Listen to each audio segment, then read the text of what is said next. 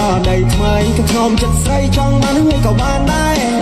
ខ្វល់ពីសុកតុកបងได้ចាំត្រុកអន់នឹងផ្លេចហើយស្រុកស្រែរ